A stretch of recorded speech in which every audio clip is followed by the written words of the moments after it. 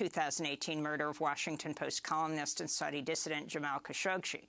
A White House readout of the call says Biden reaffirmed the U.S. commitment to joint defense against, quote, Iranian-aligned groups, as well as the effort to end the war on Yemen and the importance of human rights, commending the recent release of prominent women's rights activist Loujain al-Hathloul. The readout, however, does not mention Jamal Khashoggi or Crown Prince Mohammed bin Salman, who is widely thought to be responsible for Khashoggi's assassination. Brazil's COVID-19 death toll has passed 250,000, the second highest toll in the world after the United States, and about 10% of all coronavirus deaths worldwide. Brazil has vaccinated just 3.6% of its population after a disastrous rollout led by far-right President Jair Bolsonaro, a COVID-19 denier who said he personally might not get vaccinated. Meanwhile, the World Health Organization warned in a new report that millions of COVID-19 survivors continue to suffer debilitating and lingering symptoms after their initial bout of the disease, with major social, health, and economic consequences. Dr. Hans Kluge is the WHO's regional director for Europe. The burden is real and it is significant. About 1 in 10 COVID-19 sufferers remain unwell after 12 weeks, and many for much longer. The World Health Organization's report on so-called long COVID was led by Professor Martin McKee of the London School of Hygiene and Tropical Medicine. Those suffering from it describe a varying combination of overlapping symptoms: chest pain, muscle pain, fatigue, shortness of breath, and what patients describe as brain fog, among many, many others. The United States recorded another 77,000 coronavirus cases and 2,400 COVID-19 deaths Thursday. A 7-day average of new infections has begun to tick up again after a sharp fall from January's peak. In Washington, D.C., President Biden held an event marking 50 million vaccinations under his administration. This is not a time to relax. We must keep washing our hands, stay socially distanced, and for God's sake, wear a mask. The House of Representatives holds a historic vote today on President Biden's coronavirus relief bill, with majority Democrats expected to approve the $1.9 trillion package. Meanwhile, the Senate's parliamentarian has advised Democrats against including a boost in the minimum wage to $15 an hour federally as part of the stimulus bill, saying such a move is prohibited by Senate rules. Progressive Democrats are calling on the Senate's presiding officer, Vice President Kamala Harris, to disregard the advice of the unelected parliamentarian in order to fulfill her campaign promise to more than double the minimum wage. Since 2009, the federal minimum wage has remained at $7.25 an hour, and just $2.13 an hour for millions of workers who receive tips. An estimated 32 million people would benefit from a minimum wage increase. The acting chief of the Capitol Police Department warned a House panel Thursday pro-Trump extremists who attacked Congress on January 6 are plotting more violence. Chief Yogananda Pittman said a fortified security perimeter surrounding the Capitol should remain in place based on credible threats. We know that members of the militias that were present on January 6 have stated their desires that they want to blow up the Capitol and kill as many members as possible with a direct nexus to the State of the Union. In Nigeria, up to 300 schoolgirls are missing after gunmen raided a boarding school in the northwestern state of Zamfara. The exact number of abducted children and other details remain unclear in the attack, which comes 1 week after a raid on a school in north-central Nigeria where one student was killed and 42 people kidnapped and are still being held hostage. The U.S. House has passed landmark legislation that amends the 1964 Civil Rights Act to include sexual orientation and gender identity as protected groups. The Equality Act extends discrimination protections for LGBTQ people at the workplace, in housing, education, among other areas. This is Democratic Congressmember Mondaire Jones of New York, who's among the first Black openly gay men to be elected to Congress, speaking on the House floor Thursday. To grow up poor, Black, and gay is to not see yourself anywhere. It is also to feel completely unseen, as so many people around you invalidate your very existence. Today, we send a powerful message to millions of LGBTQ people around the country and indeed around the world that they are seen, that they are valued, that their lives are worthy of being protected. The bill is expected to face an uphill battle in the Senate, where Republicans largely oppose the Equality Act. Meanwhile, Republican Senator Rand Paul's facing backlash over his transphobic attacks against Rachel Levine during her historic confirmation hearing for Assistant Health and Human Services Secretary. On Thursday, Senator Paul repeatedly compared hormone therapy and transition surgery for trans people with genital mutilation. Levine responded, quote, "Transgender medicine is a very complex and nuanced field with robust research and standards of care," unquote. If appointed, Levine would be the first out trans official to be confirmed by the Senate. This comes as far-right Republican Congressmember Marjorie Taylor Greene is being condemned for hanging a poster outside her office that reads, quote, "There are two genders, male and female. Trust the science."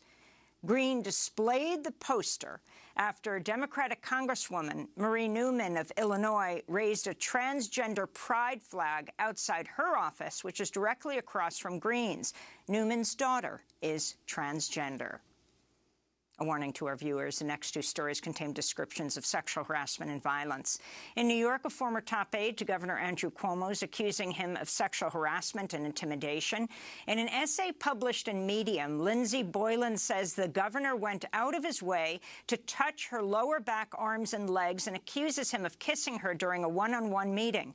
Boylan first made the accusations public in a Twitter thread back in December, where she wrote, quote, "Yes, New York Governor Cuomo sexually harassed me for years. Many saw it and watched," she said. Boylan is currently running for Manhattan Borough President. Meanwhile, Governor Cuomo faces a probe by the FBI and a federal prosecutor over his administration's cover-up of thousands of COVID deaths in nursing homes.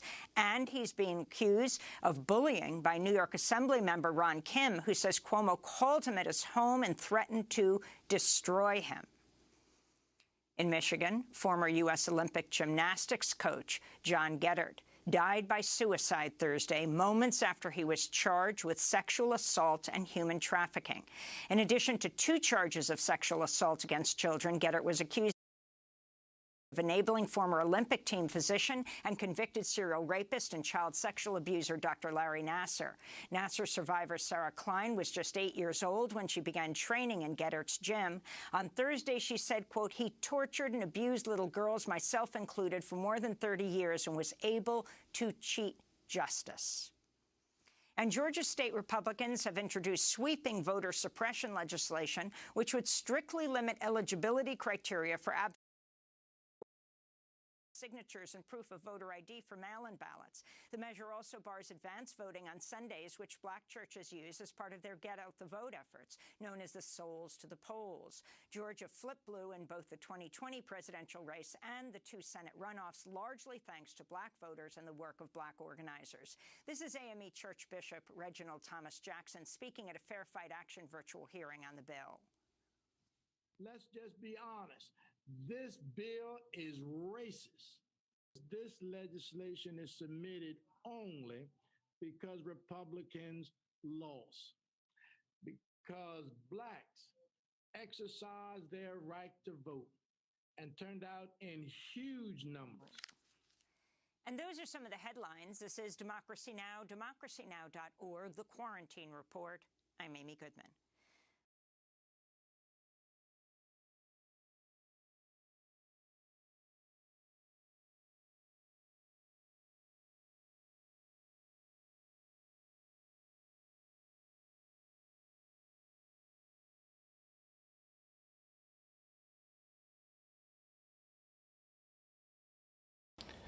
Well, howdy there, Internet people.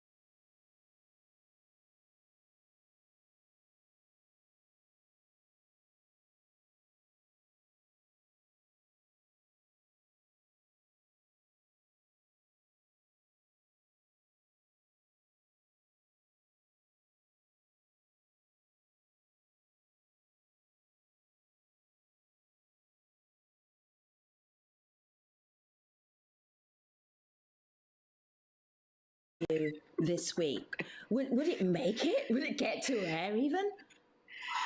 Oh gosh, well, I don't make those decisions, but I would hope not. Here's an interview about her and her career. And it's focused on the boy she dated. The fact that that's given so much time and attention in a national interview for her is striking. I wonder in the era of Me Too, as well as I think a more empowered moment for us as a society and as a society of women and also men and all of us to sort of saying, you know what, enough is enough in terms of this sort of gaslighting and blaming. I think that I'm remembering back, I grew up in the 90s, and I'm remembering back to those tabloid articles and how it really was about the relationships that celebrities were having with one another and how they came together, what their experiences and time in the relationship looked like when they were together, and also what their breakups were about. That was really the focus of the news. And I wonder I don't think that we're in a space where we would value that as much, but it truly is. It's troubling to watch, and also to watch her break down even further in that particular spot was hard to watch. Brittany is kind of our case story for this conversation, our case history for this conversation, but it's happened to multiple celebrities where people are apologizing 2 decades later, 3 decades later. That really wasn't good behavior. We're sorry about this. I'm wondering if a documentary can really change the way we think and we feel, and can we do better going forward? Leanne Simmons says yes. Have a listen to this, Kim.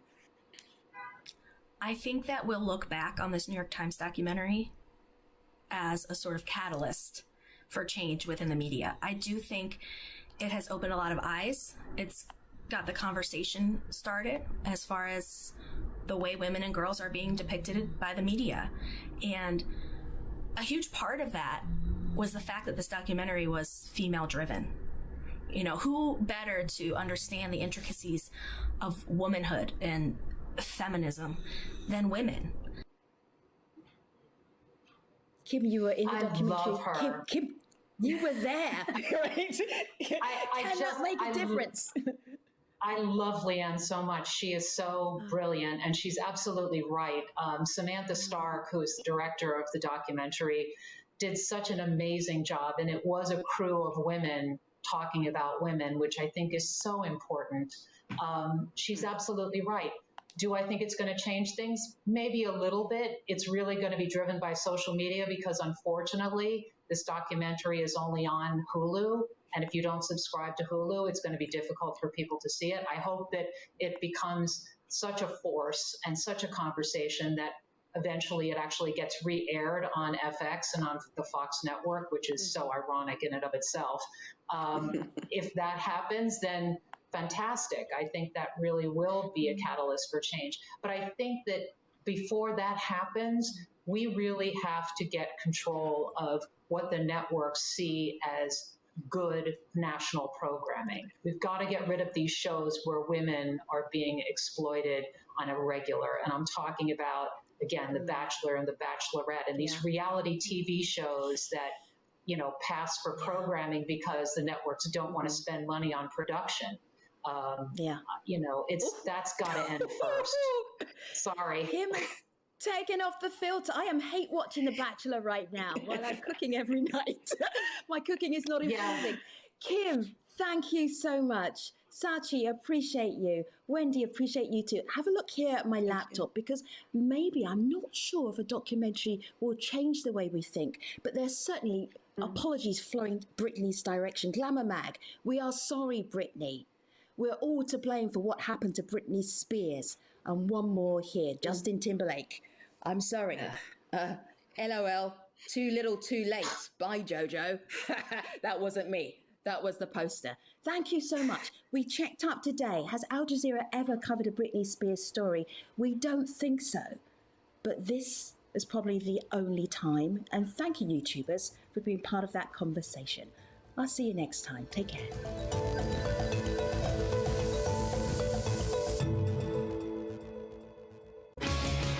How does a team from a smaller league draw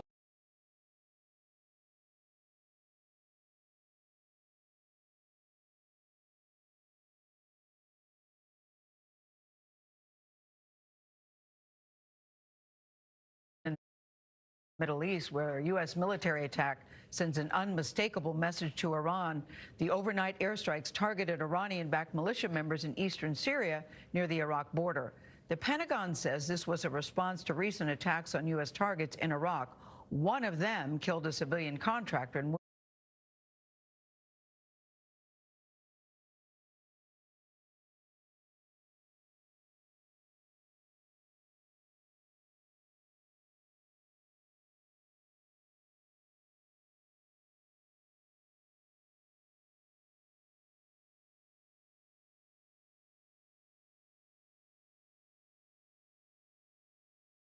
several other people, including a U.S. service member. Defense Secretary Lloyd Austin told reporters he's confident U.S. forces had struck the same militias that carried out that attack. Senior foreign affairs correspondent and Face the Nation moderator Margaret Brennan joins us. Margaret, good morning. What's behind the decision to carry out this attack? Well, this is the first military strike of the Biden presidency. And as commander-in-chief, the president chose a target along the Syria-Iraq border. He chose it carefully so that it would count as payback for Iran having put U.S. personnel in harm's way last week in a rocket attack, but stopping short of further escalating tension. An administration official told me that the Biden team selected the location to achieve those two things and avoid ticking off our partners on the ground in Baghdad, who are stuck between keeping good relations with both Iran and Washington. As our David Martin reported previously, this was considered Iranian-enabled. These were Iranian-made weapons given to a Shiite militia, but not Iranian-directed. So by striking along the border, they can send a message, but not have to take Tehran on head-on. So, Margaret, what do you think this says about the new president's approach to foreign policy? Well, it shows how important keeping his options open with Iran are to him. He is trying to avoid escalating tension, but also felt he couldn't let this go. He had to send a signal. Remember, just last week, the Biden administration put out two diplomatic fishing lines, one to reopen nuclear talks with Iran and also to start talks about releasing American hostages there. So by picking this target carefully, they can say knock it off without saying all other options to begin talks are closed. Margaret, the Biden administration is set to release a report that ties the Saudi crown prince to the murder of journalist Jamal Khashoggi. President Biden spoke with the Saudi king yesterday. What do we know about that conversation? This is an important relationship for the United States. The 85-year-old king, Salman, and President Biden had to have this conversation about the broader relationship. And then this very problematic issue of the son, the 30-something-year-old crown prince, and his direct role in approving the murder of the journalist is something that they would really like to be able to handle without disrupting the broader alliance between the two countries. But the Biden administration is kind of in a box here. They have to look responsive. The president talked about this on the campaign trail. So what you can expect is for them to try to send a message. I would expect in the coming days to hear from the administration that they're going to adopt a new policy directive that sends a signal, do not attack U.S. journalists, but that it won't just apply to Saudi. That way, they can look responsive without being really sort of provocative between the two countries. Margaret Brennan. Thank you, Margaret.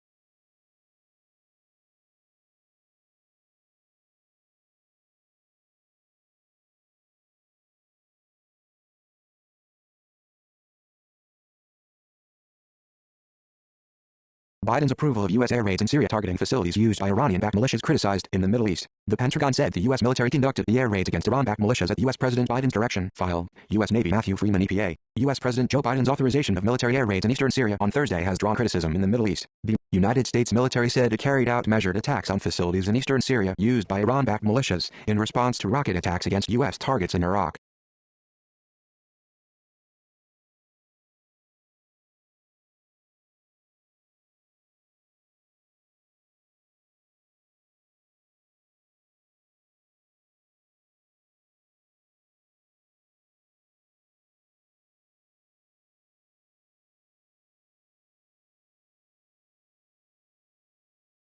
The air raids were deliberate and aimed to de-escalate the overall situation in both eastern Syria and Iraq, Pentagon spokesman John Kirby said in a statement. Same as Trump. Some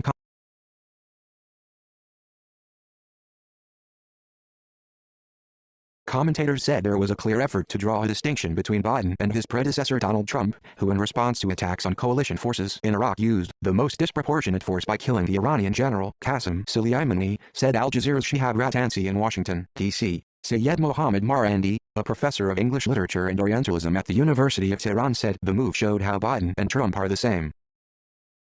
Iran's Foreign Minister Mohammad Javad Zarif spoke to his Syrian counterpart on Friday hours after U.S. air raids. The two sides stressed the need of the West to adhere to UN Security Council resolutions regarding Syria, the Iranian government website Dulad.ir said.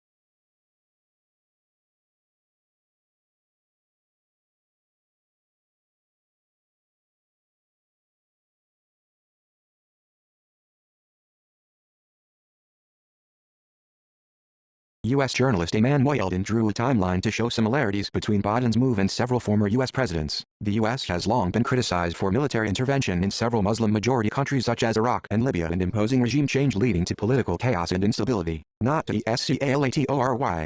In the U.S., the move was also met with condemnation. Hilary Mann Leverett, CEO of the political risk consultancy Stratega, said while the air raids sent a message about the Biden administration's loyalties in the region, they would not diffuse the situation in the Middle East. The Biden administration is trying to portray this first military attack as measured in consultation with allies, but this won't de-escalate anything. In fact, it signals very strongly a message to Iran that the Biden administration is in fact trying to increase its pressure and leverage against Iran. The rocket attacks on U.S. positions in Iraq were carried out as Washington and Tehran are looking for a way to return to the 2015 nuclear deal abandoned by former U.S. President Trump.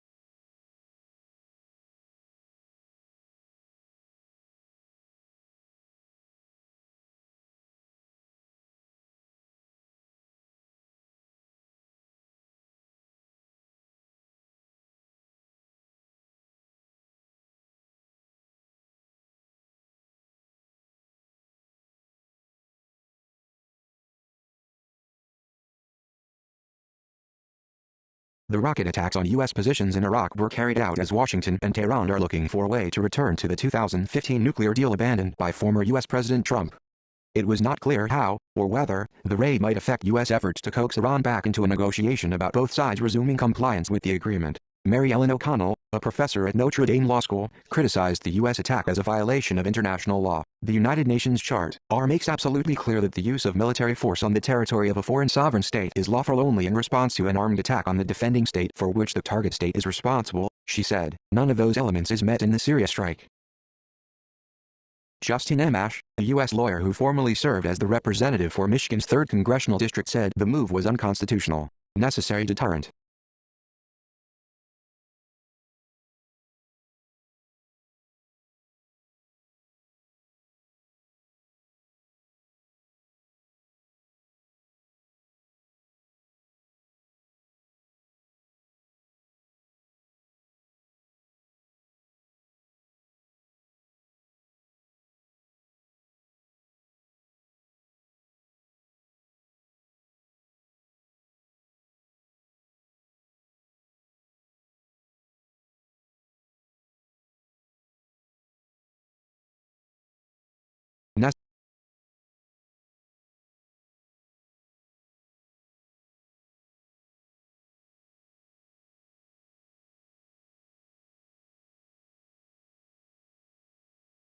Necessary deterrent.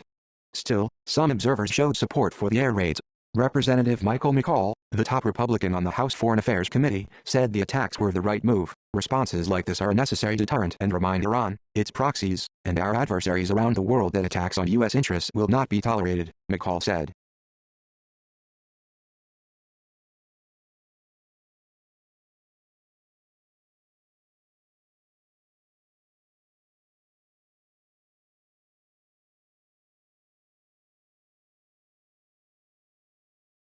Suzanne Maloney, of the Brookings Institution think tank, said the attacks showed the Biden administration could negotiate with Iran on the nuclear deal while pushing back against the militias it backed. Good move by Biden administration, demonstrating U.S. can walk and chew gum at the same time, she said on Twitter.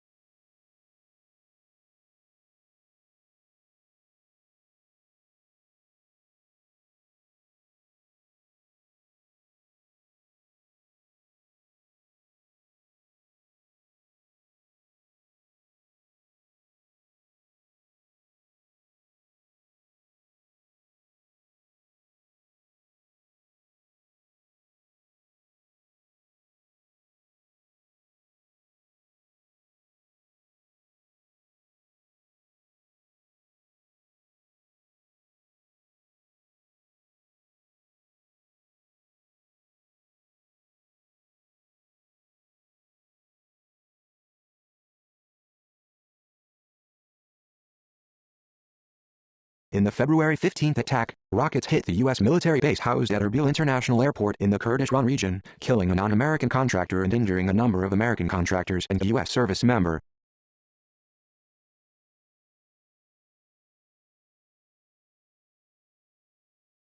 Another salvo struck a base hosting U.S. forces north of Baghdad days later, hurting at least one contractor.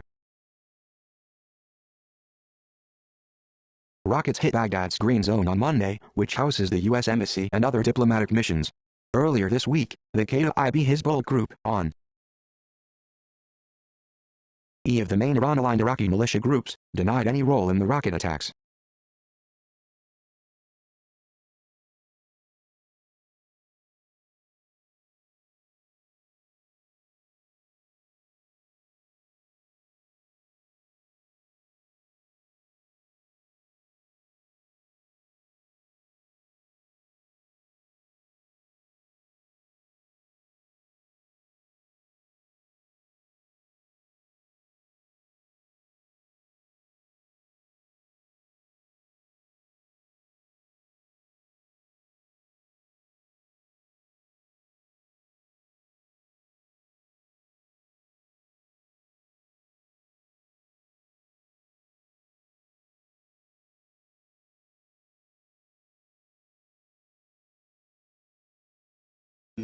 And actually opposes any restrictions for travel and trade or other measures. Vulcanico è particolare. Chief after senior army officials called for his resignation. He says the call amounts to a coup attempt. Thousands have rallied both for and against Pashinyan, and now opponents have set up camp outside Parliament. Bernard Smith reports. In the centre of Yerevan on Thursday, Armenia's Prime Minister was defiant in the face of calls from the military for him to stand down. Some people want to drag the army into unconstitutional processes. This is an attempted coup, but the people will not allow a military coup in Armenia. An estimated 20,000 people came out onto the streets of the capital after Nikol Pashinyan called for a show of support. The army can't take part in political processes. It must obey the people and the elected authorities. Pashinyan has been under pressure to resign after his country lost last year's war with Azerbaijan over the region of Nagorno-Karabakh. I'm not as much of a supporter of Nikol Pashinyan, but I don't want that corrupted regime to come back. More than 3,500 Armenian soldiers were killed in the 6-week conflict, a significant number for a country with a population of under 3 million. Pashinyan was forced to cede large swathes of territory around Nagorno-Karabakh that Armenia had controlled for almost 30 years since the end of the last war with Azerbaijan. That prompted weeks of protests led by the opposition. Pashinyan came to power in 2018 in what was called the Velvet Revolution, after an attempt by the previous leader to stay in control beyond his term limit. We are in a civil crisis, and I hope to see other institutions, other forced institutions such as National Security Agency and our police to stand by the army, and to demand to leave our Prime Minister without any power here. Opposition representatives say they'll spend the night in Yerevan's central Freedom Square. The Prime Minister and his government have diminished popularity, but the alternative, the discredited political opposition, has much less support. So in general, there's little alternative to Pashinyan or his government. But this is unprecedented in terms of a military threat. What's not clear is whether the army is willing to use force to back its call for the Prime Minister to step down. Pashinyan says he'll announce a replacement for the head of the army in the coming days. The crisis, he says, will be resolved constitutionally. Bernard Smith, Al Jazeera. Emil Sanamyan is a senior research fellow at the Institute of Armenian Studies, University of Southern California. He says that many people are angry that Pashinyan has failed to protect Armenia from security threats. Here we have sort of the Armenian version of Donald Trump, Nikol Pashinyan. After he was elected, his promise was fight against corruption and basically making life better in Armenia. And granted, there were some objective difficulties related to the COVID pandemic, but in general, his record has been very, very bad. I mean, in terms of the economic performance and most crucially in terms of security of Armenia. This sort of tests, when you have populists elected into government, generally tend to show that yes, corruption is bad, but there are some issues that are, the Trump corruption, and that has to do with security and the economic development of the country, the future of the country. Right now, Armenia is very much on a precipice as far as whether it could maintain its independence, considering that it experienced a direct confrontation with the Turkish government, Turkish military during this fall of 2020, something that's unprecedented for the past 100 years, for Turkey to confront Armenia directly. And the fact that the Armenian government was unable to prepare for that confrontation diplomatically and otherwise shows that, unfortunately, this promise that initially this government was showing has not borne fruit. And as a matter of fact, has resulted in really devastating losses for Armenia. Qatar has pledged to help Gaza with its energy crisis by pouring $60 million into the construction of a new gas pipeline. The Palestinian territory has only one power plant and has suffered regular power cuts for years. The new pipeline would extend from another running from the eastern Mediterranean to Israel. The European Union has also pledged almost $25 million to the project. US President Joe Biden has signed an executive order to address a national shortage of computer chips. Global coronavirus lockdowns have led to a surge in demand for electronics, putting a strain on semiconductor supplies. The situation has impacted hundreds of industries that rely on the chips, even shutting down car factories. The executive order will recommend policy to strengthen supply chains. Waves of waste have been washing up on the shores of Rio de Janeiro, leaving beaches choked with plastic bottles, bags and toys. It's having a devastating effect on Brazil's marine life, as Laura Burden-Manley reports. Rio de Janeiro's iconic Copacabana beach is well known for its white sands and pristine tropical coastline. But these images certainly won't be on holiday postcards. Just 20 kilometers along the coast in São Conrado Beach, marine biologist Ricardo Gomez describes waves of rubbish lapping the beaches as a tsunami of trash. This is a crime. It's not just a crime against the city of Rio de Janeiro. It's a crime against the population of Rio de Janeiro. This evil that we do to the ocean is a global crime. Some of it is easy to recognize. Most of it, Gomez points out, is single-use plastic. The effect on marine life is evident. There are 8 million tons of plastic that reach the ocean each year, suffocating marine life and threatening the existence of man on the planet. A similar wave of trash hit Brazil's beaches in January. The environmental group Instituto Mar Urbano says 80% of this was caused by heavy rain, pushing rubbish into the city's drainage system and then out directly to sea. It's estimated around 325,000 tons of plastic is thrown into the Atlantic Ocean from Brazil every year. This is affecting marine life and beaches in about 100 coastal lagoons in Rio de Janeiro state. With President Jair Bolsonaro's poor record of environmental protection, activists such as Goma take it on themselves to spread awareness and call for individuals to drop plastic consumption. Laura Burden-Manley, Al Jazeera. Sri Lanka's government has passed laws allowing people who've died because of COVID-19 to be buried instead of cremated. Under previous rules, they had to be cremated. That caused an outcry, especially within the country's Muslim minority. Protests were held this week to demand an end to the forced cremations. Former US gymnastics coach John Gueddert has taken his own life. It happened hours after he was charged with crimes against young gymnasts, including sexual assault and human trafficking. Gueddert was head coach of the 2012 US Women's Olympic team. For years, he worked closely with disgraced team Dr. Larry Nassar, who pleaded guilty to sexually abusing female gymnasts 3 years ago.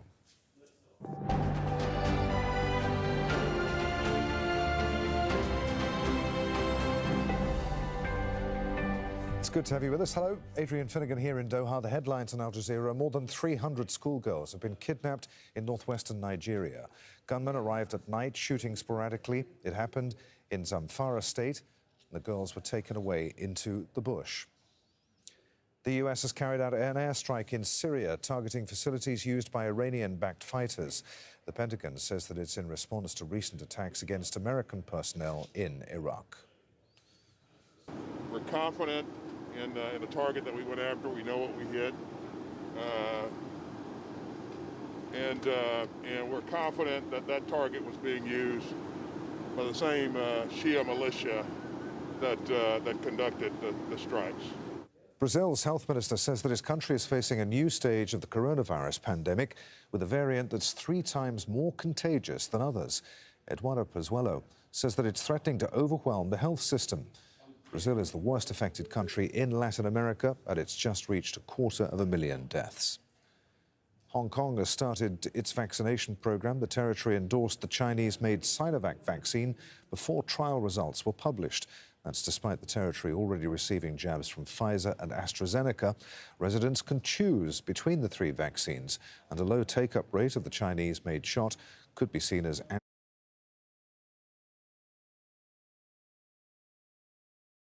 anti-mainland sentiment.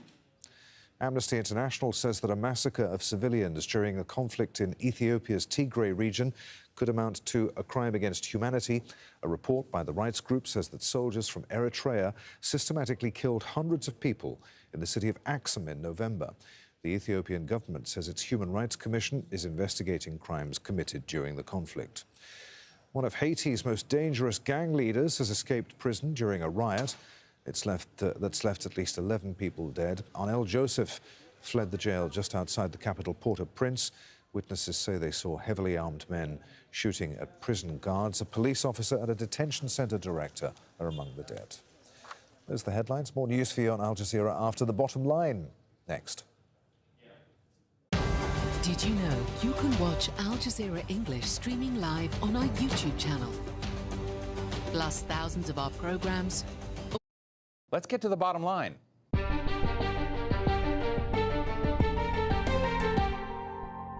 After Donald Trump pulled the cord on the life support system of relations between Washington and Tehran, President Joe Biden wants that cord plugged back in, and there may be a few new signs of life in that complicated relationship. 2 days after Biden said he wanted America to restart negotiations on Iran's nuclear program, Iran extended its permission to do some checks on its nuclear facilities for 3 more months. So far, so good. Or is it? Biden also insisted Iran go back to the uranium enrichment limits outlined in the original deal from 6 years ago before the U.S. drops its sanctions. And Iran is also cutting video access to nuclear inspectors.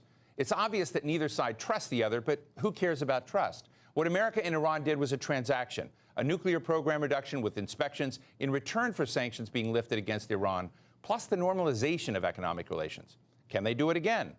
Today, we're talking to Dr. Roxanne Farman-Farmayan, who teaches Middle East politics at the University of Cambridge and is the author of Blood and Oil, a prince's memoir of Iran from the Shah to the Ayatollah.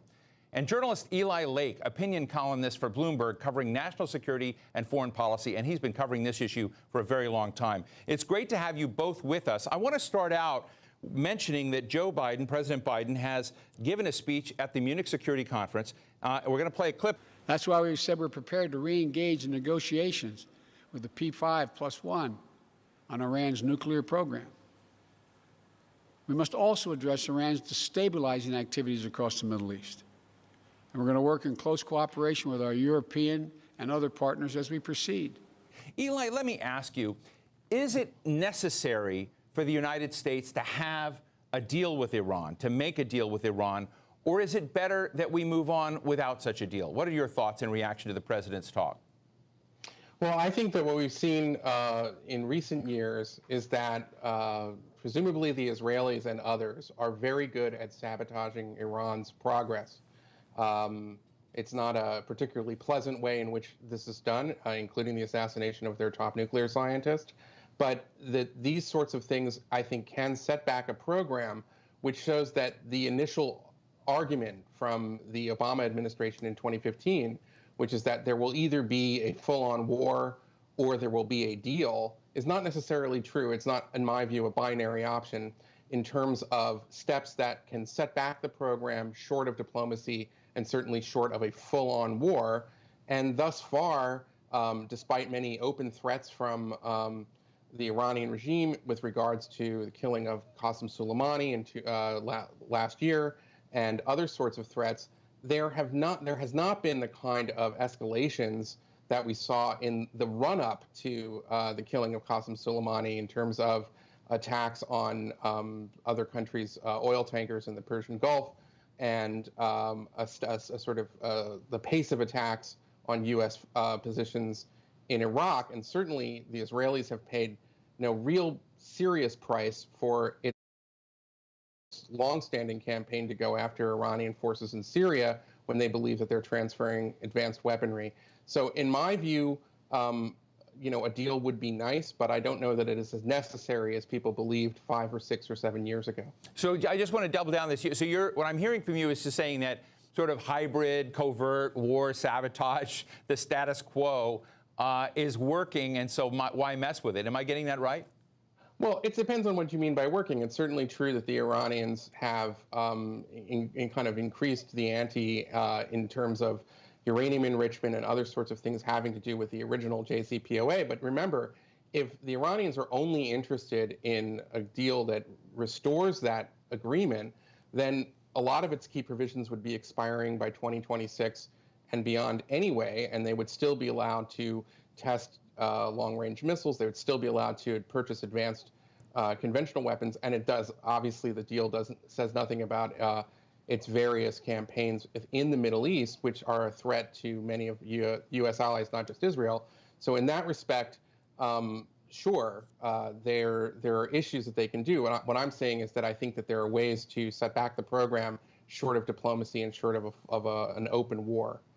Professor, I'd love to get your take on this, but I want to set the stage for just a moment. There were a lot of people, even in the Trump administration, that felt that Iran was living up to what it agreed to in that P5+1 Iran nuclear deal, the JCPOA, and that it was the United States, even from the point where President Trump began encouraging companies to disinvest or not invest, that treaty, that wasn't really a treaty, but that arrangement began to come apart. And I guess my question to you is, Iran is saying the United States abrogated the treaty. It did not. And thus, to get the treaty back in alignment, President Biden is out of line saying that Iran needs to move first. So I'd love to get your take, because I know you've been critical of the way President Biden has set up the terms of this so far. Well, I feel as though what often gets lost is the fact that this is a deal about containing and constraining a nuclear deal, a nuclear program. And often I think we tend to get an awful lot of other political elements in there. And I think none of us sleep as well knowing that this nuclear program is beginning to ratchet up ever since the U.S. withdrew from that deal.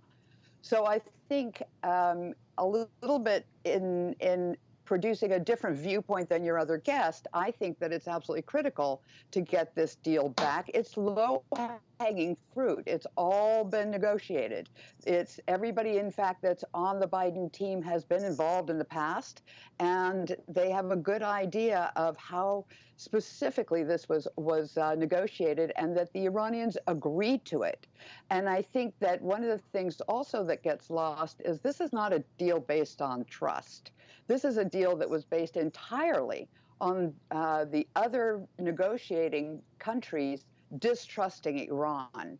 And so when the U.S. withdrew, there were no elements in the deal to punish another state. The only aspects that are in the deal for punishment are on Iran. So once the U.S. withdrew, the only option that Iran had to express its sense of discomfort at this was to abrogate the deal. That's all there is inside the terms of that deal.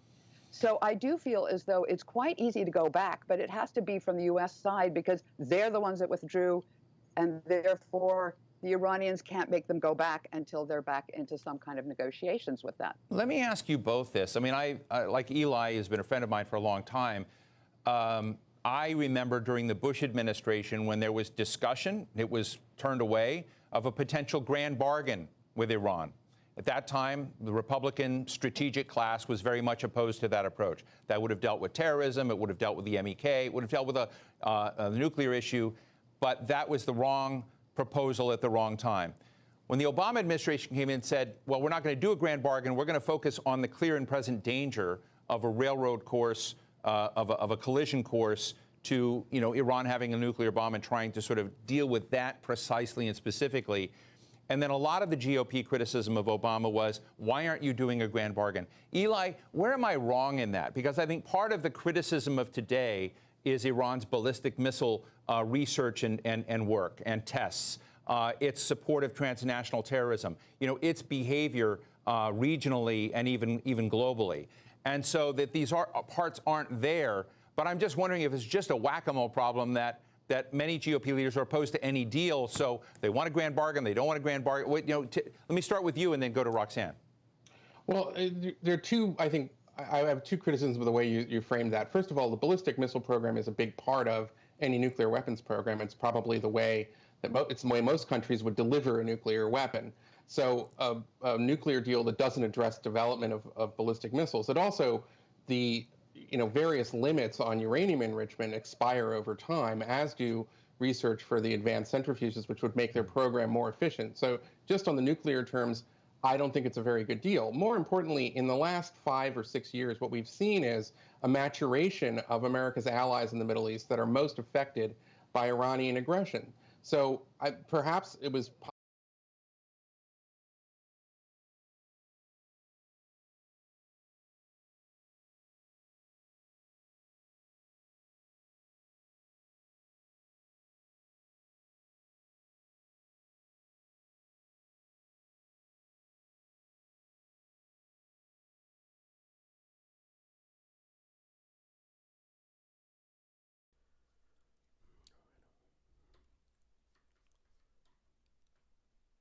possible in 2013 and 2012, when some of the initial diplomacy on the Iran deal came forward, that you could cut such a deal without having the Israelis or the Emiratis or the Saudis at the table.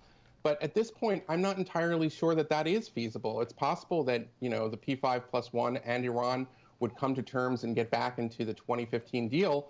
But if the Israelis and the Saudis and the Emiratis continue to feel threatened, there are plenty of things they can do on the economic side, on the kind of shadow military side, that would make the deal not valuable in any way for the Iranians, and would show that in some ways they need to kind of feel that the terms of the nuclear arrangement itself met their security needs.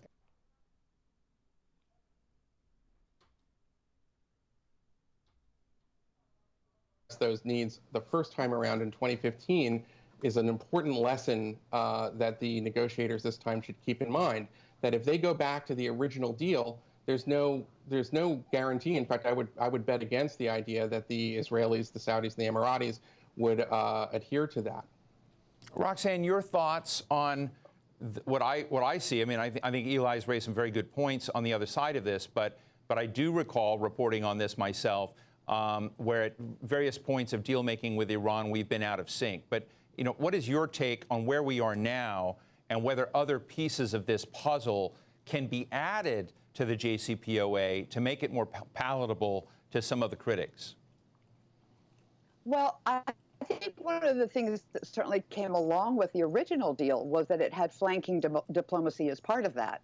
Had the deal gone forward, and had there been a certain degree of trust and investigation, then the next steps were to start negotiating about missiles and about regional security.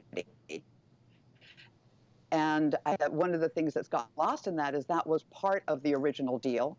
And I think the idea that we look at Iran after a year in which it has certainly ratcheted up nuclear production, but done so under the understanding and in the hope that there would be a change in administration in the United States, and therefore in many ways has constrained itself, has not retaliated. It has, in exchange, when it had two major assassinations take place on its grounds, that it has not retaliated in a number of other ways against Israeli provocations that were quite extreme over the summer. I don't think should be looked at as thereby we can go around Iran. I think at last one of the issues is it's always being asked, it should increase its behavior. It should become a better behaved state. I think it's shown that it can over this year. And then to take it the step further and say, well, therefore we can go around it and we don't have to have a return to the deal, I think is taking all the wrong messaging from its approach this year. Exactly. Thank you for that. Eli, one of the dimples in this story is that this week we had essentially the IAEA director work out a deal where IAEA inspectors can remain in the country and give a lifelong to the JCPOA negotiations, but with some limits that are not completely known what those limits are. But we know that Iran's legislative branch of government has sort of required that the spot checking and that the video surveillance of certain nuclear sites in Iran be suspended. And Javad Zarif, the foreign minister, has come out and said, we have politics too. We may not agree with it, but we have a political situation where they're producing. I mean, it reminds me in some ways of America in that. But I'd love to get your take on this issue, because I hadn't really thought about it before, that when you negotiate a deal with Iran, you negotiate a deal with the government, sort of feel like you're kind of doing the deal with the supreme leader, Khamenei. But when you hear about the fragmentation of perspective inside Iran, what's your take on that? Well, I guess I'm a dissenter of a kind of conventional wisdom that there is such a thing, or a meaningful sense of politics within Iran. It's true, there are members of the Iranian Majlis that give aggressive speeches, and then there's Javad Zarif, who claims that his hands are tied. But we also know that if you look at the longer history of Iranian politics going back to the late 1990s, that there has been a concerted effort by the unelected and illegitimate branch of the Iranian government to sideline, imprison, kill, and exile anyone who's ever asked for opening up that society and to sort of be reformed. And I think that it's foolish for those of us in the West to still think that there is a kind of Iranian moderate or reform element within the very, very narrow band that's left that's running the country. Khamenei is running the country, the Iranian Revolutionary Guard Corps is running the country. If they understand that it is in their interest, that it's an existential question in terms of economic sanctions, that they have to make a deal, then they will, and that was sort of shown in 2013 and then 2015. But the bottom line, in my view, is that the politics question internal to Iran is a bit of a smokescreen. In my view, there's a lot of leverage right now that the Biden administration has because the sanctions, and for the most part, secondary sanctions remain in place. One of the things that was sort of shown and proven under the Trump administration is that those secondary sanctions can have an enormous bite even without the buy-in from the other P5+1 members. That the U.S. economy is powerful enough on its own to impose a terrible cost on the Iranian economy unilaterally. So given that, and I think the Iranians understand that, then why not use this moment to ask for the very kinds of things, at least in the nuclear file, that even top Biden administration officials understand should be in a final deal? The elimination of sunsets, development of missiles. All of this was sort of put out by Anthony Blinken, the new Secretary of State. This has been written in papers when he was out of government by Jake Sullivan. These are all goals that most experts believe a real Iranian nuclear deal should have. I would add, even though I'm not in the government, there should be some basic sort of human rights, release of foreign hostages, release of political prisoners. Why not? And I think that if the regime understands that there's no way out from under these enormous secondary sanctions unless they do this sort of thing, and they have to really believe that, then I think that a lot more can be accomplished. Professor, I'd love to get your take on the politics that are peaking up, but also there's an election coming up this summer in Iran. How much should that be a factor in how the Biden administration proceeds with regard to the JCPOA? Yes, there certainly is an election coming up. It's in June, and it's for a new president. And certainly the fact that the U.S. withdrew from the nuclear deal has really tarnished the reputation of the sitting president, who is a moderate. And so it's very unlikely that the moderates will get back in, and much more likely to have a hardliner that will win this of one stripe or another. But I think there's two other elements here. One is this was a UN brokered formal international legal deal, and the United States withdrew from that. And I think from the U.S. perspective, from the Western perspective, it has a reputation that has been damaged by having withdrawn from a deal it signed when no other party, particularly Iran, was breaking that deal at the time. It was fully in compliance and remained in compliance for another year. So on the one hand, I think from the U.S. perspective, as a returning to the United Nations as a leader of the world, that's something to consider, because it's damaged its reputation. And on the other, the Iranians do not just have the United States as an option to consider in its economic, its financial, and its oil dealing. It is very much involved with China. There's a 25-year deal that is being hammered out right now, and it's close to Russia, and they've been able to strengthen that arrangement and alliance over Syria.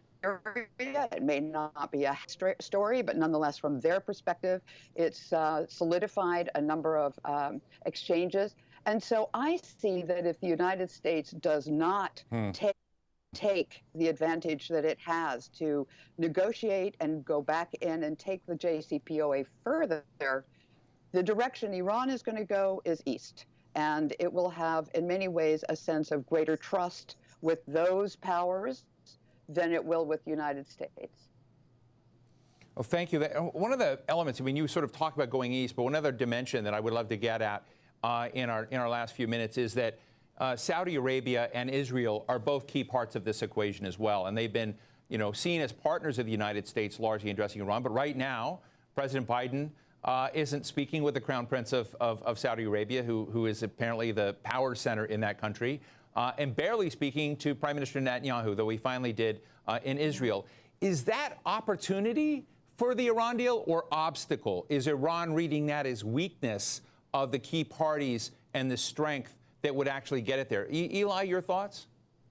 Well, I mean, it's too soon to say whether, the Revolutionary Guard Corps or the Quds Force planned the escalation that we saw last week in Erbil in northern Iraq, or for that matter, the attack on the Saudi airport from Houthi rebels, or for that matter, even the killing of a prominent anti-Hezbollah journalist in Lebanon. But all of these things happened are likely because of Iranian-sponsored groups in the region. So I think that they are testing right now. And any kind of signal that the United States is distancing itself from the principal victims of Iranian aggression in the region, I think is a really dangerous message and a dangerous kind of provocation. But again, at a certain point, this is not an abstraction for the Saudis, the Emiratis, or the Israelis. It's a very real problem that they are facing a kind of broad spectrum of threats from the Iranians, the nuclear being one of them, but it's also through their proxies and other kinds of things, that the notion that they are not going to defend their interests, especially since they've proven pretty successful, and I'm thinking of the Israeli intelligence operations going back to the Mossad raid of that warehouse, is foolish. So it's in Biden's interest to try to at least coordinate a response and try to meet the Israeli and Saudi concerns at this point. And because he has, I think, far more leverage than he's acknowledging, I don't understand why he wouldn't at this point. Well, I appreciate it. Roxanne, let me just give you this last question, both about Israel and Saudi Arabia and whether we need to patch things up with them in some way to make our Iran case stronger and better. But just in our last minute, I'm going to give you the last word on China and Russia, too, because I've just always wondered, and Eli mentioned it, that this may be a moment when you can make global sanctions work. I've always sort of seen that as a complicated question, that to a certain degree, the unanimity in sanctions is not quite as strong as people think. whether this is a strategic opportunity with Iran, with China and Russia that we have a blind spot about. So just in our last minute, I'm going to be unfair to you, if you could share your thoughts on that front. Cover the world in a minute. Well, I have to say that I think that one of the real policy objectives of the Biden administration is to bring down the temperature in the Gulf. And I think we have seen that the Saudis feel the same way. And the fact that they've patched up relations with their immediate neighbors in the GCC, the Gulf Cooperation Council, and that Qatar is a negotiator in some sense between Emirates and Saudi and Iran, I think possibly shows that that is in a sense working on a set of different levers than the old mechanism of everybody on the one side of the Gulf against Iran. So I would say that there's different ways to interpret that. And as far as China and Russia, well, certainly from the Chinese perspective, the sanctions are eroding. They are ratcheting up oil imports from Iran, partially through other countries. I think there's been a certain degree of pressure that's going on to raise the financial access of Iran to its reserves.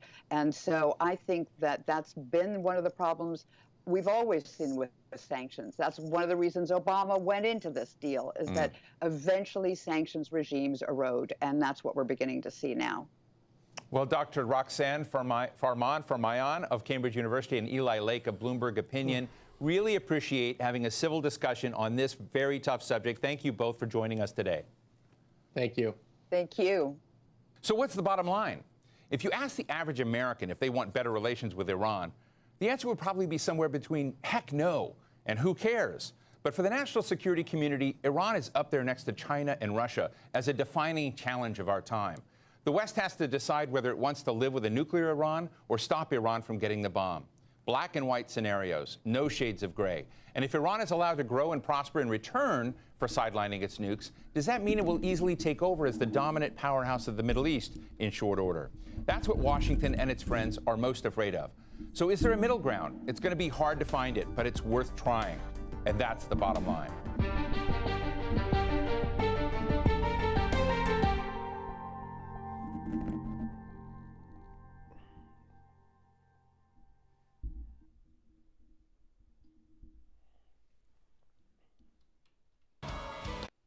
The Air Forces Asia series.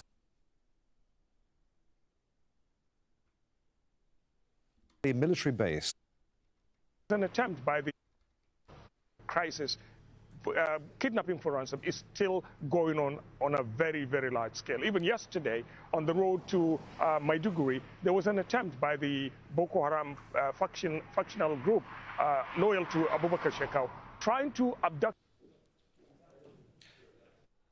Yo, the world is crazy, my nigga. The world is absolutely insane. We seem to have lost our signal there to central Nigeria. That was Ahmed Idris reporting live there. We'll come back to that a little bit later. In the meantime, let's move on. The US has launched airstrikes in Syria, targeting facilities used by Iranian-backed militias. The main target was the Imam Ali military base near Al-Bukamal, close to Syria's border with Iraq. The Pentagon says that it was in response to recent attacks against American personnel in Iraq. We're confident in the target that we went after. We know what we hit. And we're confident that that target was being used by the same Shia militia that conducted the strikes. Well, Kataib Hezbollah and Kataib Sayyid al-Shuhada are two of the targeted militias. They're part of the Popular Mobilization Forces, which is an umbrella of Shia groups formed in 2014 to fight ISIL in Iraq. Kataib Hezbollah, or Hezbollah Brigades, was set up more than 10 years earlier in 2003. During the Iraq War, its fighters attacked US and coalition forces. And Kataib Sayyid al-Shuhada was founded in 2013. Like Hezbollah Brigades, it conducts operations in both Syria and Iraq. For more, we're joined by Marwan Kabalan in Doha. He's the head of policy analysis at the Arab Center for Research and Policy Studies. Good to have you with us again, Marwan. So the Pentagon says this was in response to recent attacks against American personnel in Iraq. Is there more to it than that? Well, I think the United States wants to show the Iranians, because over the past few weeks, actually, the Iranian allies in Iraq has increased their attacks against U.S. interests, and both in Erbil in the north of Iraq, in Kurdistan, and also in Baghdad. So the Americans, they felt that the Iranians might be actually seeing them very much as much weaker than the previous administration. So they wanted this time actually to show the Iranians that if you keep actually attacking our interests, we are powerful enough and strong enough to retaliate. But I think on the other hand, the Americans, they did not want to spoil any chance for the resumption of negotiations with the Iranians. So this is why the attack was very limited, in fact, in scope by the Pentagon. It was merely, in my opinion, it was mere a message to Iran that don't test us on this. We can retaliate, and our retaliation can be powerful and painful. All right, so they're sending a message to Iran, but what does it mean as far as the nuclear talks are concerned, as far as Iran's response? Well, I think, as I said, the attack was very limited in scope. And also don't forget that while the attack against American interests took place in Iraq, the retaliation actually took place in Syria. And for me, the Americans, they want, on one hand, not to provoke the Iraqi government or put it in a very awkward position vis-a-vis the pro-Iranian militia in Iraq. And also, on the other hand, they don't want to escalate with the Iranians on Iraq territories. So as far as the Iran nuclear talks are concerned, this is the main focus of the Biden administration in the Middle East right now. I think the Americans, the only topic that they are talking right now about it is Iran and its nuclear program, and the escalation by the Iranians concerning the talks on this with the Americans. You know, the Iranians, they have increased the enrichment of the uranium over the past few weeks. They withdraw from the protocol with the International Energy Agency. They have taken so many steps, actually, in a way, in order to put pressure on the Biden administration and force it to lift the sanctions. So I think this is part of this conflict between the two sides, and it's mainly about the sanctions and Iran nuclear talks. Just briefly, Marwan, what does this tell us about US policy on Syria? Is Syria now just being used as a proxy battleground here? Absolutely. Syria has always been used as a proxy battleground between the US, the Iranians, the Turks, the Israelis, the Russians. Everybody mainly is actually using Syria as a proxy battleground. I don't see much change, actually, in terms of Biden or US policy towards Syria. Syria will remains, actually, as we said, a proxy war battleground between these different parties. There is no clear U.S. policy on Syria concerning the political solution of this conflict, which has been actually going on for the past 10 years. I believe that the Biden administration, that is what I think, will be trying in the next few weeks and months, if it can, of course, to put this issue on the table when they start talking with the Iranians, because the Biden administration is also interested in talking with Iran about its regional activities, its regional influence. It's what they call the malicious activities by Iran in the Middle East. But so far, I can't see radical change or real interest by the new American administration in the Syrian conflict and resolving this conflict. Marwan, many thanks indeed. Good to talk to you again. Marwan Kabalan there in Doha. Joe Biden has spoken with Saudi Arabia's King Salman by phone ahead of the release of a U.S. intelligence report on the murder of the Saudi journalist Jamal Khashoggi. The declassified report is widely expected to implicate Saudi Crown Prince Mohammed bin Salman in Khashoggi's death. The two leaders also discussed security in the region and efforts to end the war in Yemen. President Biden highlighted Washington's commitment to help Riyadh defend itself against Iranian-backed Houthi rebels.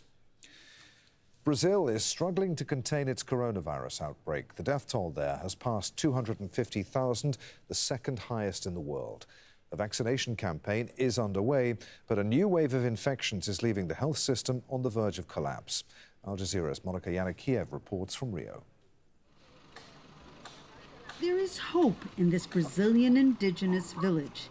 41 members of the small Tupi-Guarani tribe have received the second dose of the COVID-19 vaccine. We have seen so many people die with this disease. I do not want that for my people. They were first in line to be inoculated, together with the elderly, considered to be more at risk. But they are the lucky few. Brazil could have vaccinated 15% of the population by now, instead of merely 4%. We haven't because President Jair Bolsonaro still downplays the pandemic, sets a bad example by scorning social distancing, and delays the acquisition of vaccines. The situation today is worse than a year ago when we recorded the first COVID-19 case. We're now facing a peak of deaths and hospitalizations. In 1 year, more than 250,000 Brazilians have lost their lives to the pandemic, and hospitals in several states are on the verge of collapse, forcing governors and mayors to impose new restrictions. Some have taken extreme measures by shutting down all commerce. The city of Araraquara, in the state of São Paulo, looks like a ghost town. Here in Rio de Janeiro, the inoculation campaign was temporarily suspended because there weren't enough vaccines. But the fact that infections are on the rise does not keep people from ignoring basic safety rules.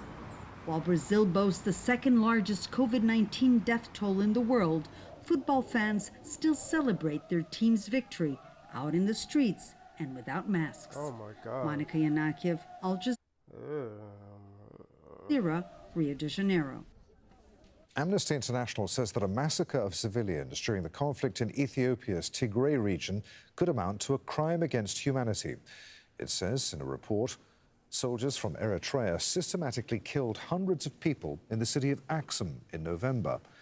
The Ethiopian government says that its Human Rights Commission is investigating crimes committed during the conflict.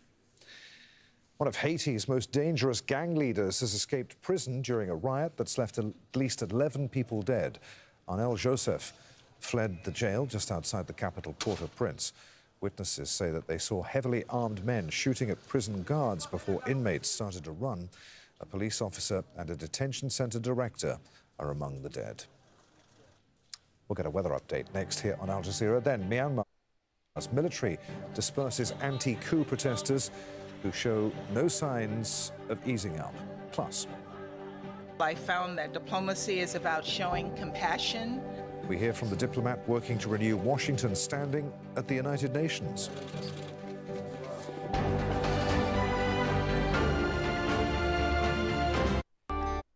Hi there, cold front. We've got cooler air just tucking in, but still decent temperatures, still on the mild side. Some showery rain on this system as well as it just sinks its way further southwards across Germany into Poland. Look at the temperatures, 10s and 11s. Just remember a couple of days ago we were getting up to around 20 Celsius in Berlin, so something of a change here. Mind you, it is turning milder in Moscow. We're above freezing now. We're looking at a high of around 4 degrees Celsius as that rain, sleet and snow makes its way further eastwards. Just 2 Celsius. That's crazy. Celsius. In Moscow as we go on through Saturday. A band of cloud and rain, that sinks further southwards. And again, it'll cool off for Belgrade, for Bucharest, as well as this system just makes its way down towards the Black Sea. South of that, it is generally dry and fine across the Mediterranean. Pleasant sunshine. And we'll see some decent temperatures here. Temperatures getting up to around 19 Celsius for Athens. Similar temperatures across northern parts of Africa. We've got some wetter weather sliding in across Morocco as we go on through the course of Friday. That could lead to some localised flooding. Turns to snow over the higher ground. Further south, usual rash of showers now starting to gather across much of the Gulf of Guinea. The weather. Going on in this show. And join our global Be part when no topic is off the table. We have been disconnected from our land. We have been disconnected from who we are. We would love to hear from you, and you too could be part of today's discussion. The Stream on Al Jazeera.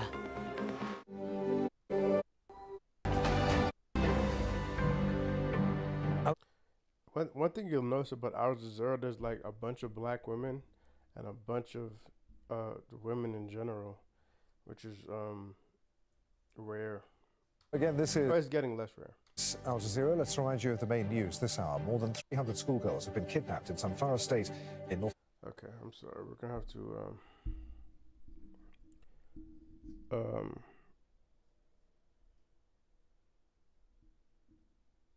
skip the international news. Not skip it, but just... Western Nigeria. It's the second such abduction in just over a week. Takes so much of the news. The US has carried out airstrikes in Syria, targeting facilities used by Iranian-backed fighters. The Pentagon says it's in response to recent attacks against American personnel in Iraq. And Brazil's health minister says that his country is facing a variant of the coronavirus that's 3 times more contagious than other strains. Eduardo Pozuelo says that it's threatening to overwhelm hospitals there. Global pressure is mounting on Myanmar's military after it seized power earlier this month. The World Bank is the latest to take action. It stopped all payments requested after the coup on February 1st. The bank's president says that it's taking a cautious approach and that payments for existing projects will continue. Protests are taking place in Myanmar's largest cities, demanding the release of elected leader Aung San Suu Kyi and the return to democracy. Al Jazeera's Scott Heidler is following developments from Bangkok and says the pressure on Myanmar's military from both inside and outside the country isn't easing up. We've seen sanctions being imposed. We've seen some private companies sever ties with companies and entities tied to Myanmar's military. So this is that kind of external pressure, international pressure.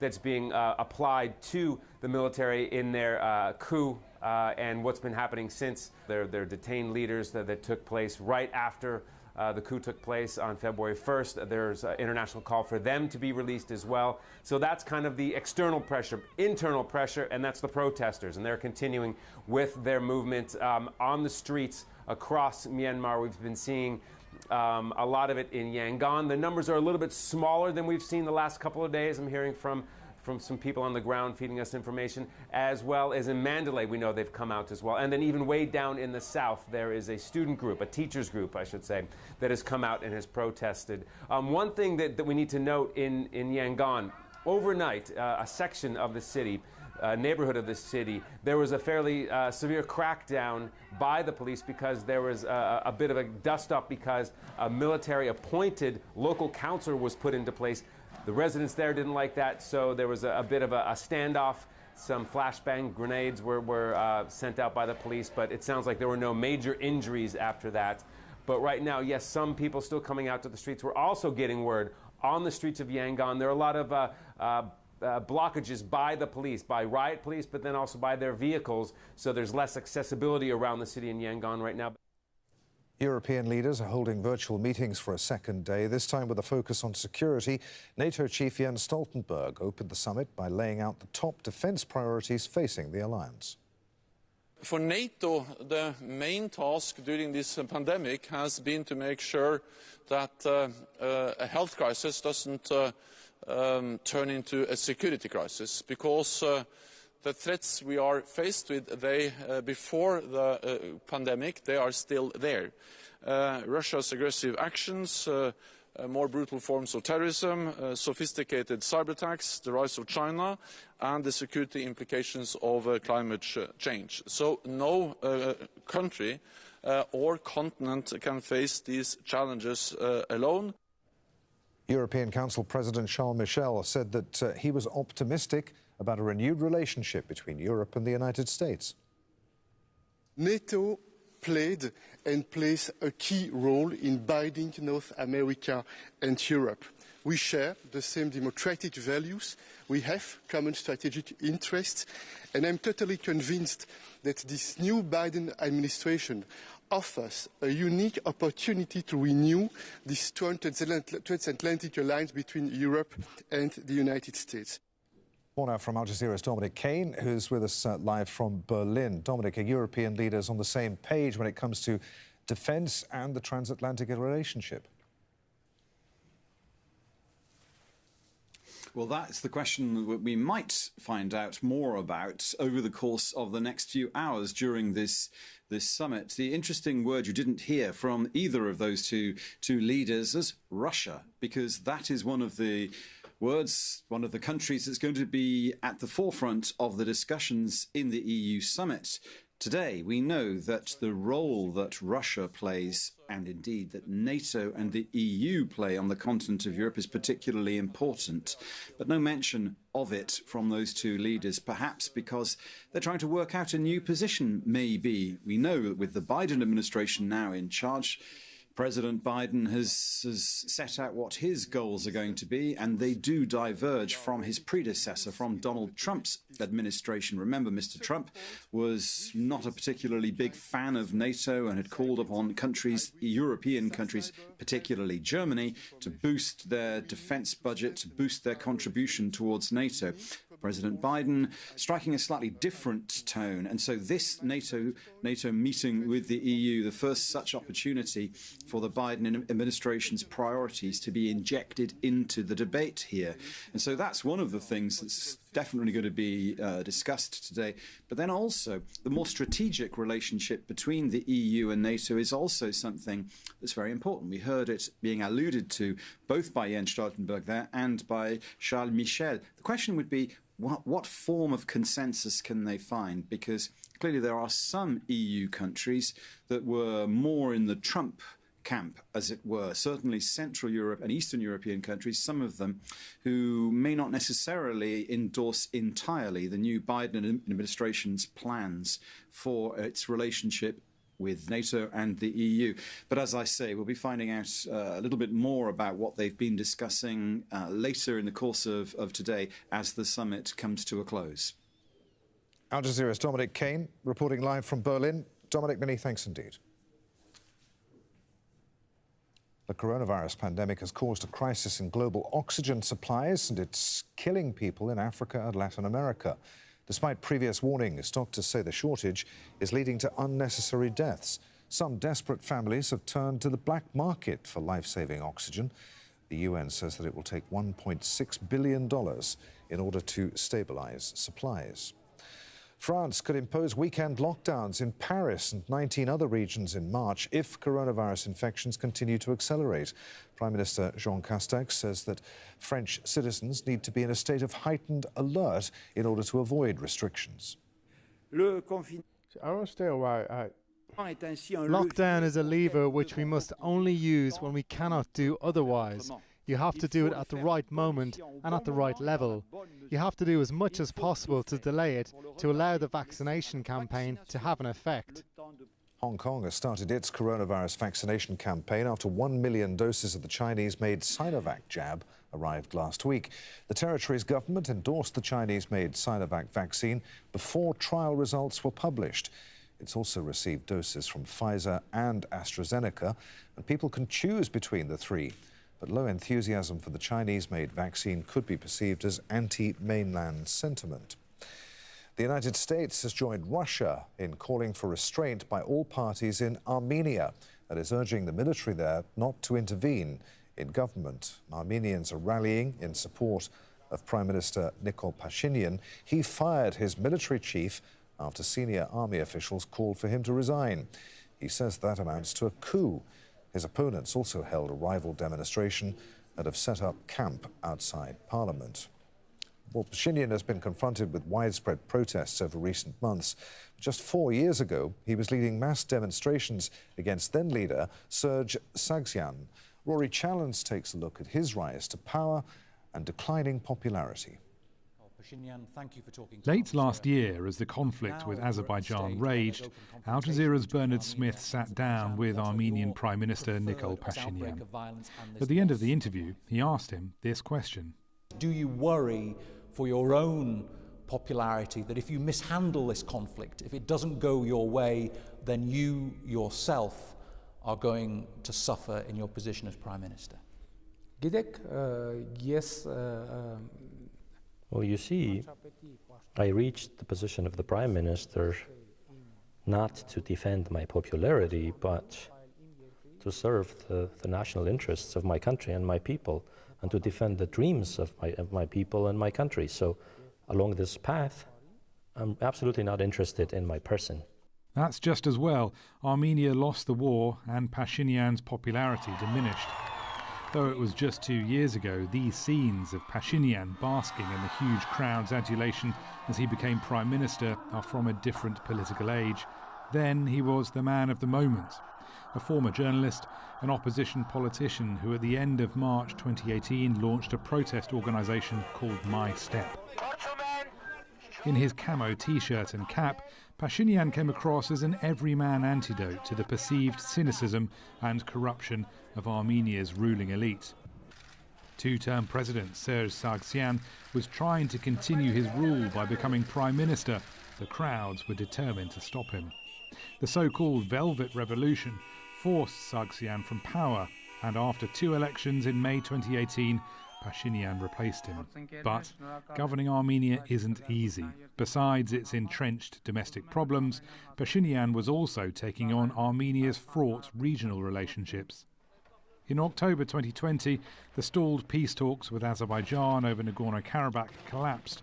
Armed and assisted by Turkey, Azerbaijan went on a devastating offensive.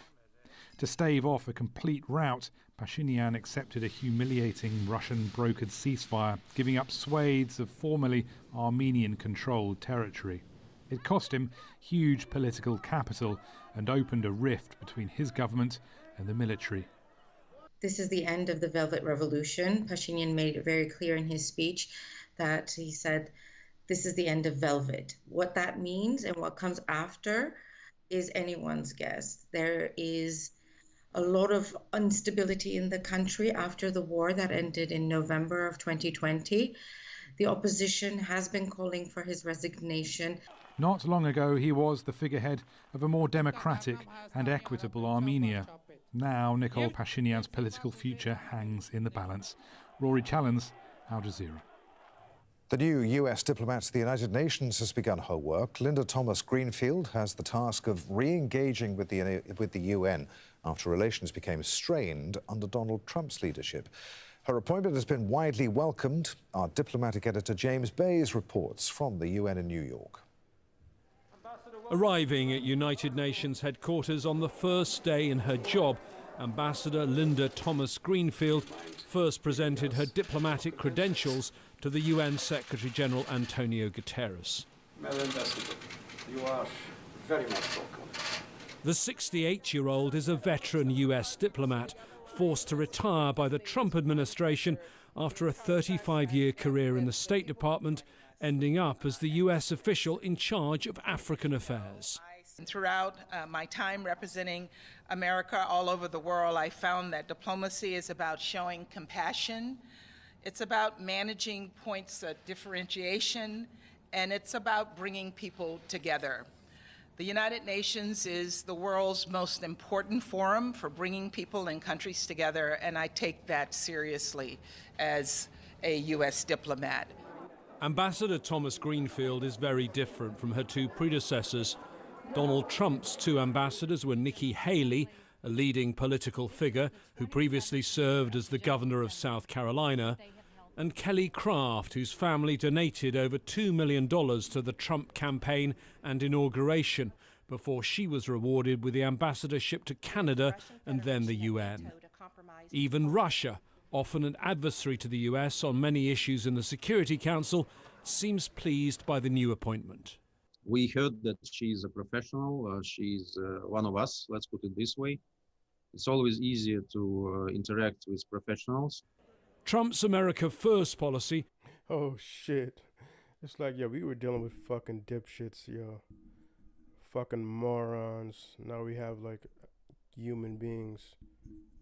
Meant the US lost influence in international institutions, just as China stepped up its engagement and assertiveness at the UN.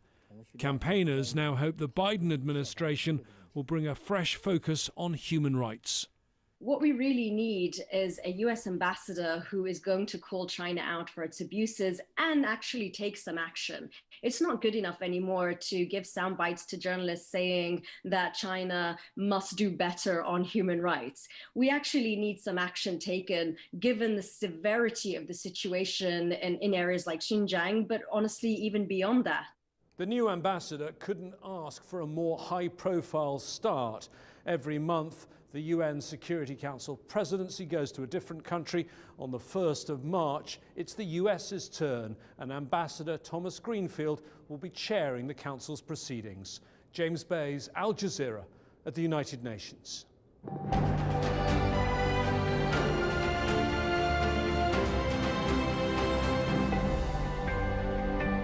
It's good to have you with us. Hello, Adrian Finnegan here in Doha. The headlines from Al Jazeera. More than 300 schoolgirls have been kidnapped in Zamfara state in northwestern Nigeria. It's the second such abduction in just over a week. Al Jazeera's Ahmed Idris reports from Minna in central Nigeria. The report from locals we've spoken to this morning said the gunmen arrived shortly after midnight and operated for hours in this all-girls school in Jangebe in Zamfara state. This is one of the states that is continuously being attacked by these gunmen, abductions for ransom, as well as raiding of villages, looting and arson. This is practically one of the major things that northerners or people in the north of the country are facing on a daily basis in Nigeria. The US has carried out an airstrike in Syria, targeting facilities used by Iranian-backed fighters. The Pentagon says it's in response to recent attacks against American personnel in Iraq. Brazil's health minister says his country is facing a new stage of the coronavirus pandemic, with a variant 3 times more contagious than others. Eduardo Pazuello says that it's threatening to overwhelm the health system. Brazil is the worst affected country in Latin America, and it's just past 250,000 deaths. The World Bank is stopping payments for projects in Myanmar as global pressure mounts on the military junta that seized power earlier this month. Meanwhile, protests continue demanding the release of elected leader Aung San Suu Kyi. Amnesty International says a massacre of civilians during the conflict in Ethiopia's Tigray region could amount to a crime against humanity. A new report says that soldiers from Eritrea systematically killed hundreds of people in the city. Let's see what Bo had to say about this.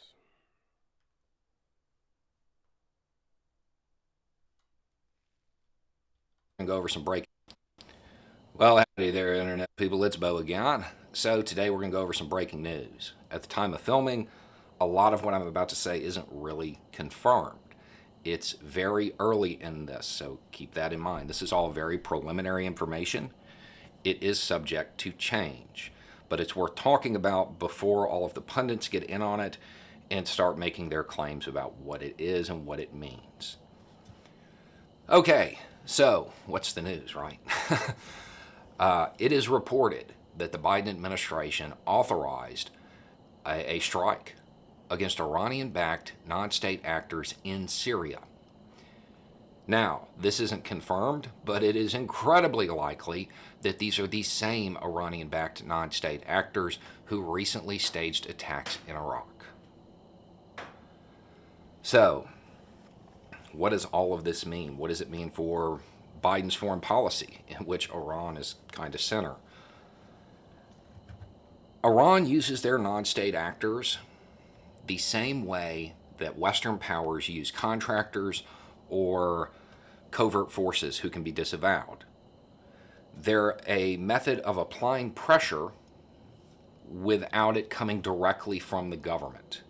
Now, the reality is these groups, they don't move without permission from Tehran, okay? Just like our forces don't. But the appearance is there. The government in Tehran can say, oh, no, that wasn't us. We're really sorry that that happened. I can't believe that. Plausible deniability. That's what it's about. Biden politically had to respond. He had to respond. If you go to the video, let's talk about Biden's first real foreign policy test.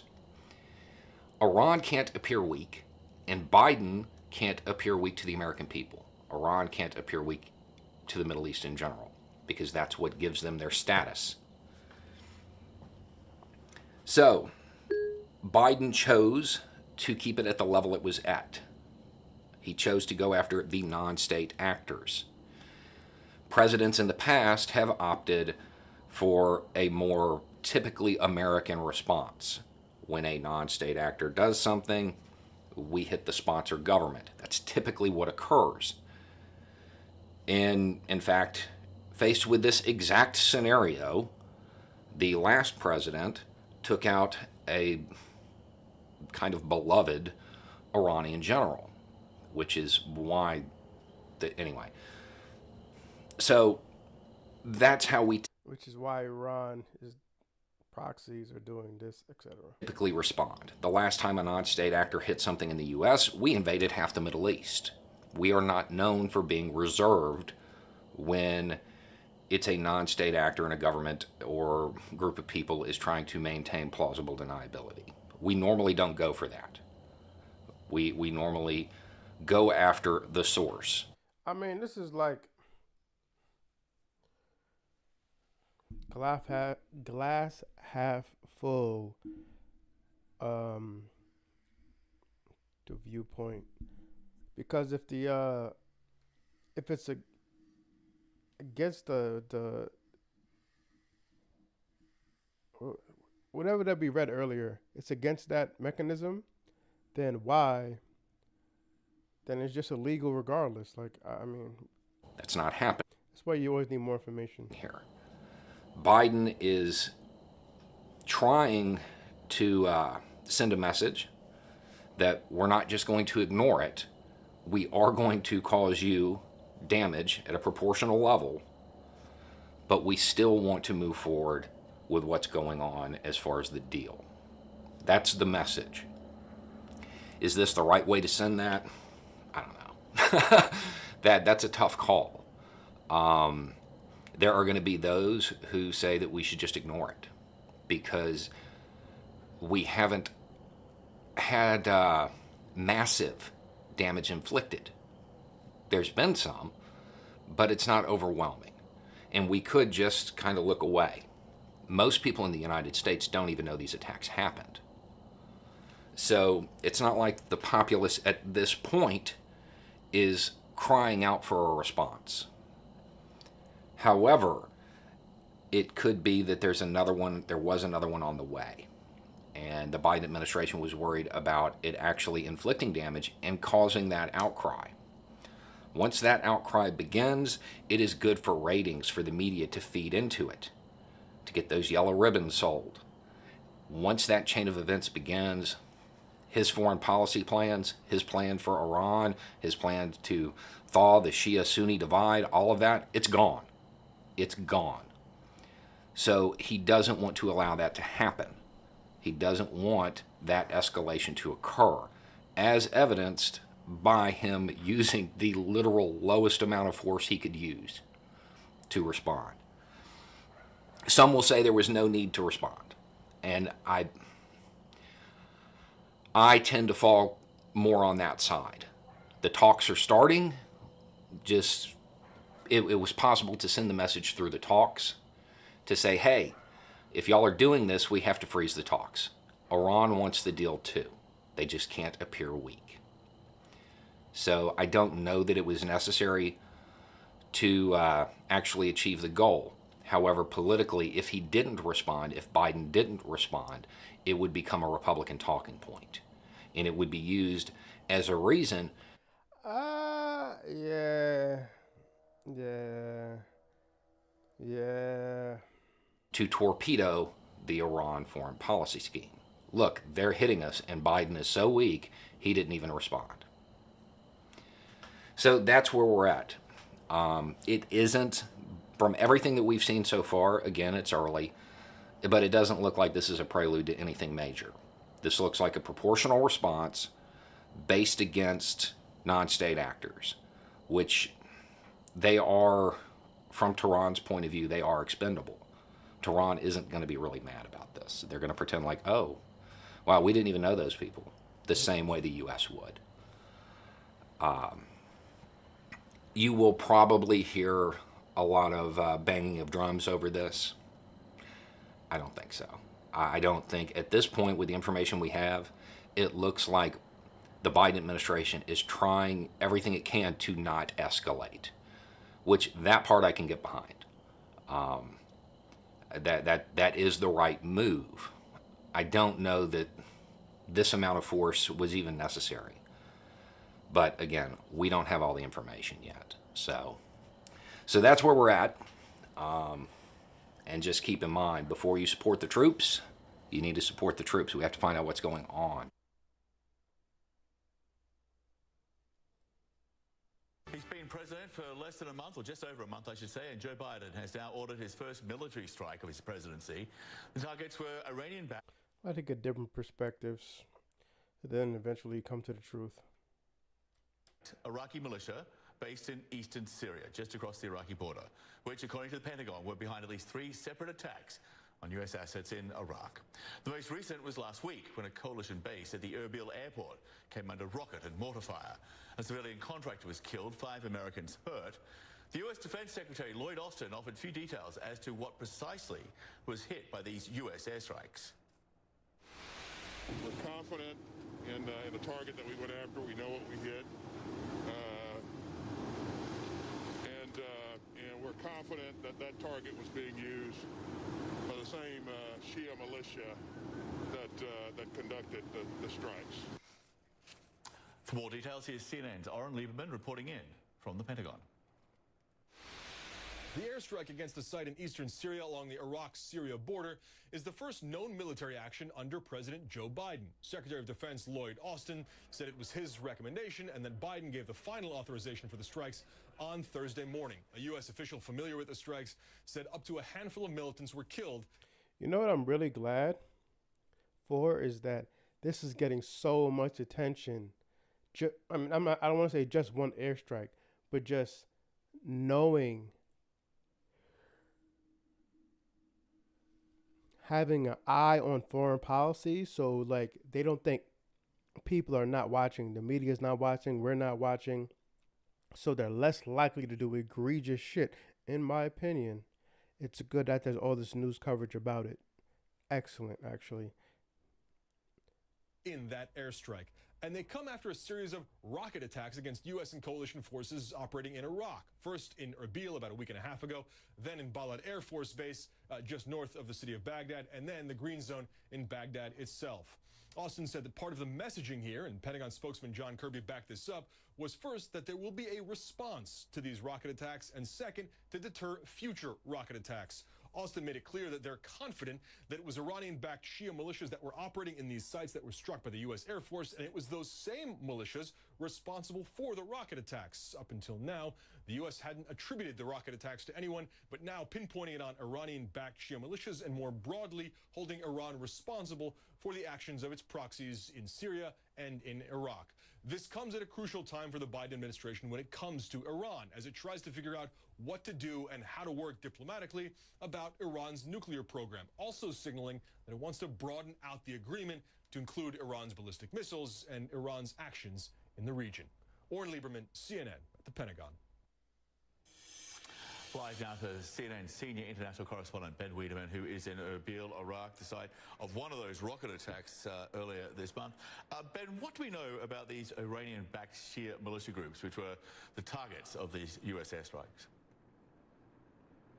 Well, we do know, for instance, that the 15th of February strike, or a missile strike on the Erbil airport and residential areas of the city was claimed by a group that calls itself the Guardians of Blood.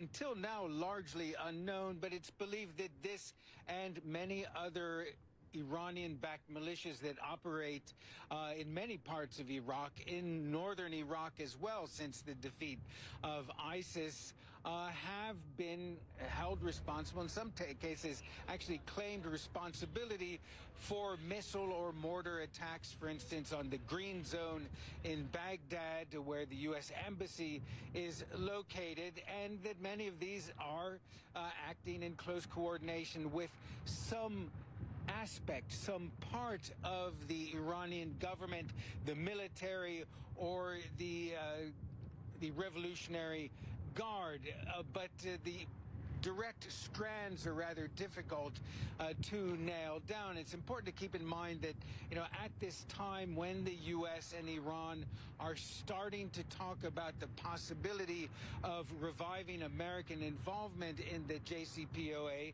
the Iranian nuclear deal, there are various factions in Iran, some of which do want to see a resumption of diplomatic contacts with the United States, and there are other hardliners who are not at all enthusiastic about that, and perhaps are instructing their affiliated militias here in Iraq to conduct limited, occasional attacks on U.S. facilities, like we saw on the 15th of February here in Erbil, like we've seen many times outside the Green Zone in Baghdad. So this is really part of a much broader sort of conflict or tensions that are being played out so also often in Iraq, despite the wishes of many Iraqis that all of these outside players would simply go away and leave them alone. John? So, Ben, the airstrike was carried out or targeted these Iraqi militias and their buildings on the Syrian side of the Iraqi border. There's also the report that on Tuesday, according to the White House readout, President Biden spoke with the Iraqi Prime Minister. They discussed the recent rocket attacks like the one in Erbil, said something needed to be done. Those responsible needed to account for that. So is there, clearly the assumption there is that within Iraq, this action taken by the United States would be welcome? By and large, of course, it depends who you talk to, but certainly the Kurds in this part of Iraq and those officials who are sympathetic to the United States do welcome this as a signal, but not too strong a signal, to...